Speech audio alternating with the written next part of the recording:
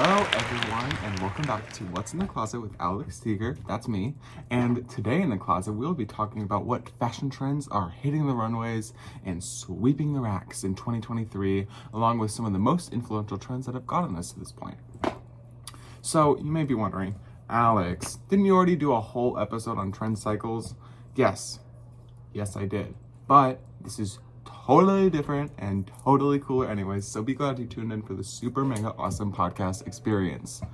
So let's start off with a quick description of trends, along with a description of what seasons are in fashion, because that's something very relevant to when discussing trends, and not everyone may be familiar with the terminology. So as defined by glamobserver.com, a trend is a change or a movement. It occurs when a color, product, silhouette, pattern, material, or style becomes popular in a specific period of time. And by popular, we mean that the majority of people adapt or imitate or replicate that type of style. These trends can be started and influenced by a number of factors, with the biggest contributors being pop culture as a whole, such as celebrities and the media they appear in. Social media has been a new major influencer on fashion, and also just the economic and social state of the world at whatever time we're talking about. So one of the most famous examples of the economy influencing fashion, because you may be thinking, how does that work, was the Great Depression. Because the economy was going into recession, people cared more about putting food on the table than what clothes they were wearing, which led to more conservative, minimalist style clothing being in vogue. These types of recessions also resulted in a significant change in the colors that people were wearing, because colors on clothes are more expensive to reproduce. More neutral tones became more accepted, especially grays. Alright, so now that we've gone into what a fashion trend is and a little bit about what causes them, and if you want more information on that, go check out the first episode of this podcast on this YouTube channel. Let's go and learn about what the different seasons are when it comes to fashion and runway shows, because all this fashion jargon could be confusing even for me. So in the most basic sense, the seasons where fashion are produced are categorized into spring, summer, and fall, winter.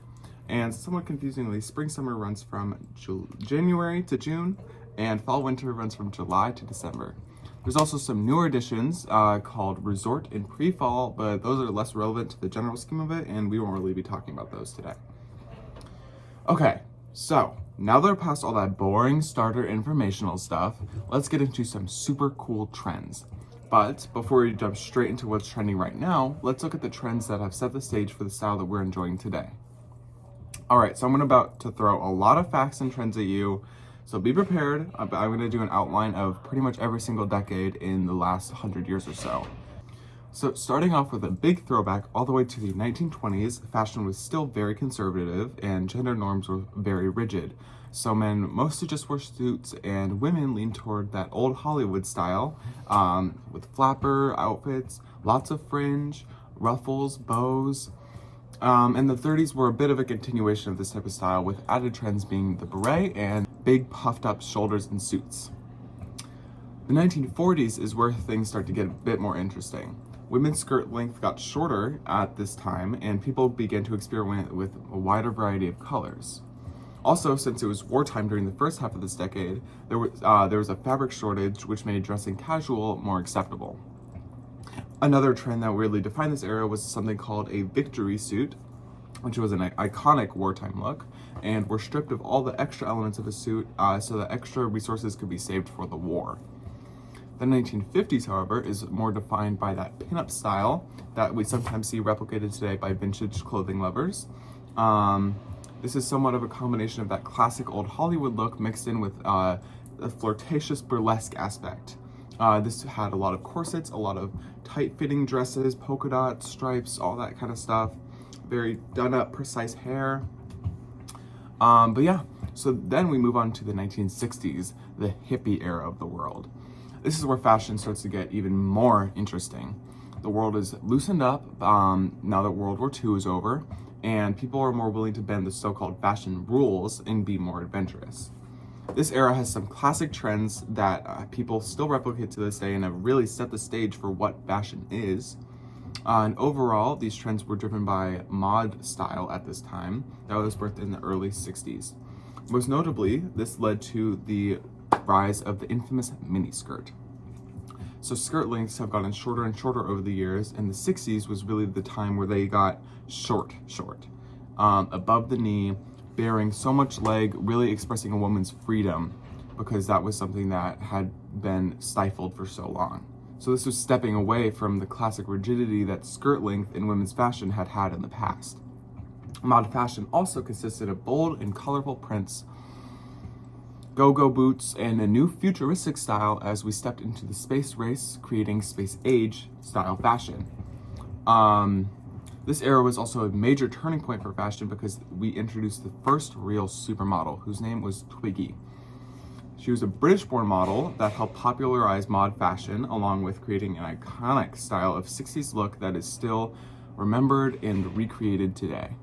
All right, so moving on to the 70s, which was coming off of the 60s vibes of a very go with the flow, be a hippie, live free lifestyle. And this introduced classic silhouettes that people still love, especially me, today. Namely, the 70s brought tight, flared bell bottoms into the scene for everybody, not just women, men too, wearing teeny tiny tight pants with huge wide flares at the bottom. And this also had caused an increased popularity in platform boots because the flares were so big and long that you needed some extra height there to balance it out, which worked perfectly. All right, so the 80s introduced a new energy into the fashion world, with pop stars like Madonna being a major influence on fashion, along with a rise in hip-hop style as that genre began to be birthed and really flourish. As you can see, fashion and the music industry work very closely together because these are some of the biggest celebrities that people look up to, and they can really show and expand upon their influence in what clothes they wear. This decade had iconic trends such as spandex workout gear, as I'm sure all of you have seen 80s workout videos, get pumped up, tight spandex for everybody. High-waisted jeans also made an appearance, moving on from the bell-bottom silhouette and into a more high-waisted silhouette, and power suits became a firm step out of gender norms for women.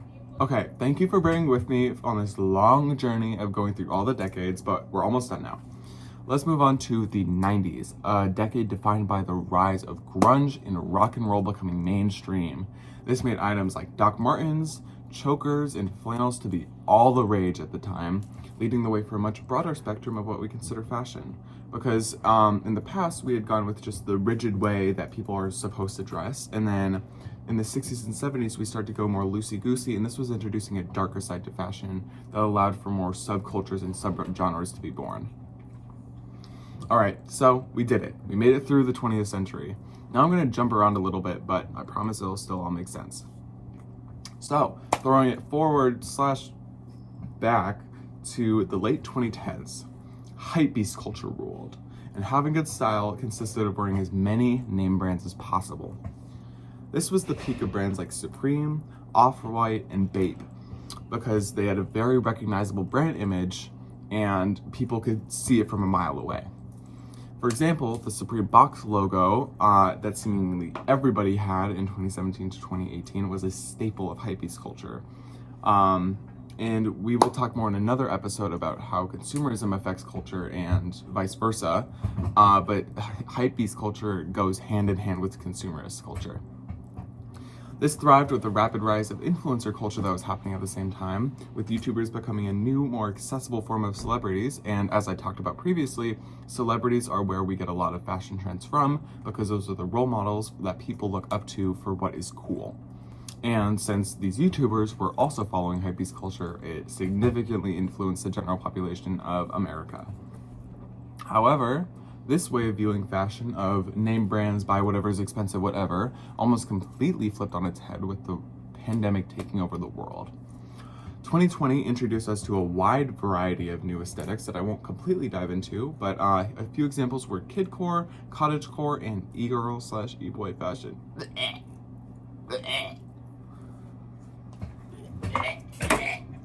I'm sorry.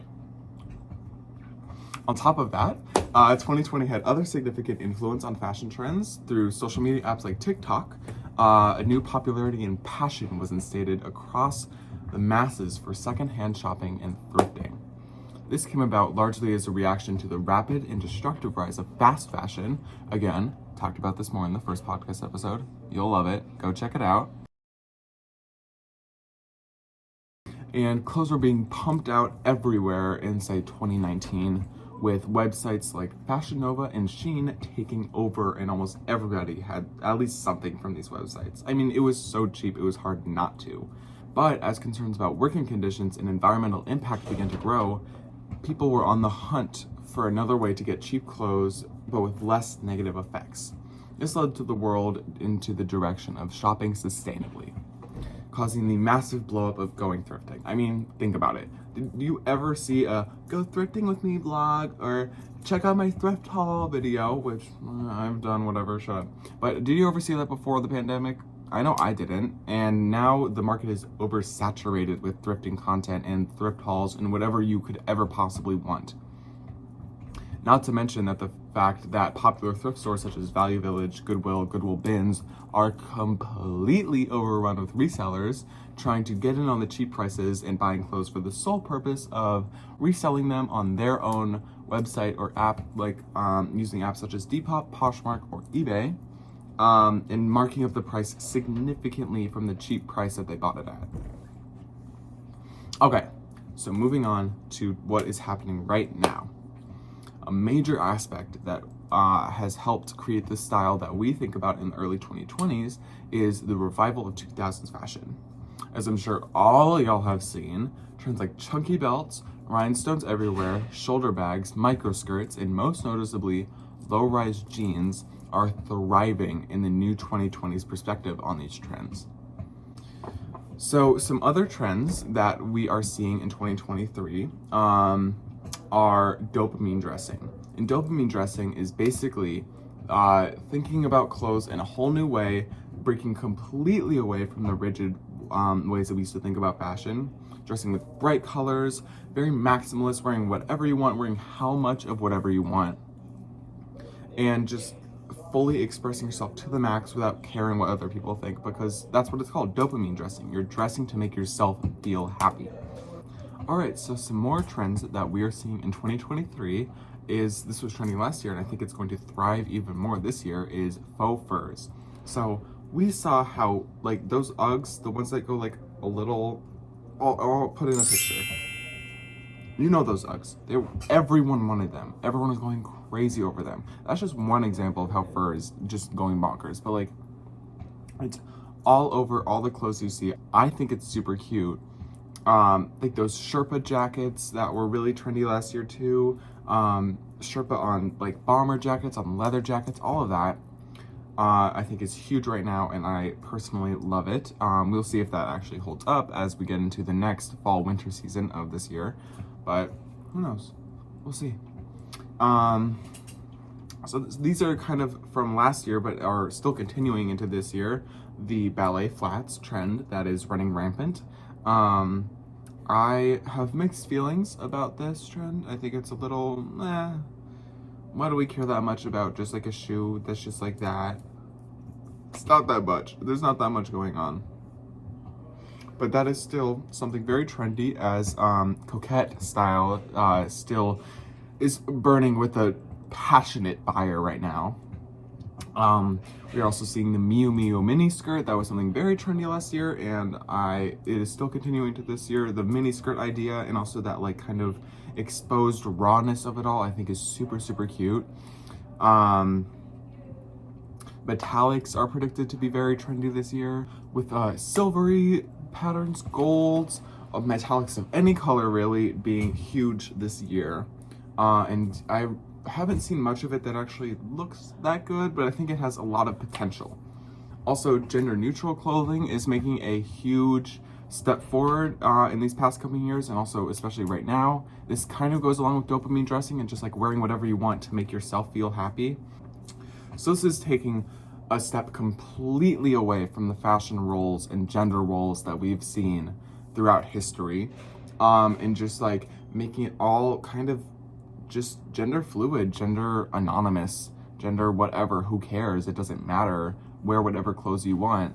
Like today I'm wearing you can't see, but teeny tiny little short shorts because I don't care. I'm doing what I want. I'm having fun.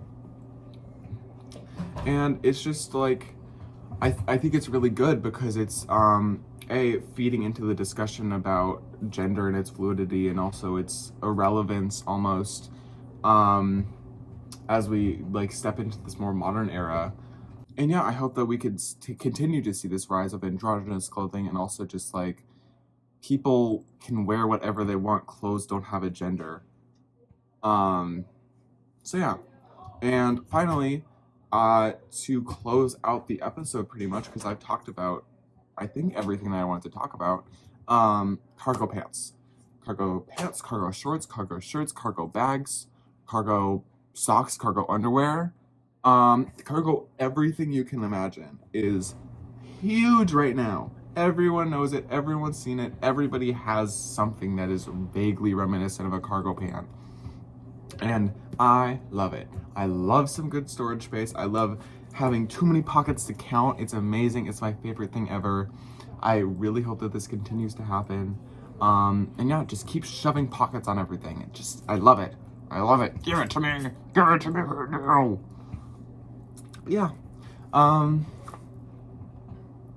So yeah, I think that is pretty much the end of this podcast. Thank you guys so much for watching. I hope that you enjoyed getting to hear about the history of fashion and the trends that have taken place and the way people thought about fashion throughout the past century or so, along with just kind of exploring what's happening right now, what's going on in the world, what's trendy, what should you start to wear. And I mean, do your own research for yourself, figure out what you actually like to wear. Yeah, thank you guys so much for watching. I will see you guys next podcast episode or next vlog. There should be both of those coming out very soon. I hope you enjoyed. Goodbye.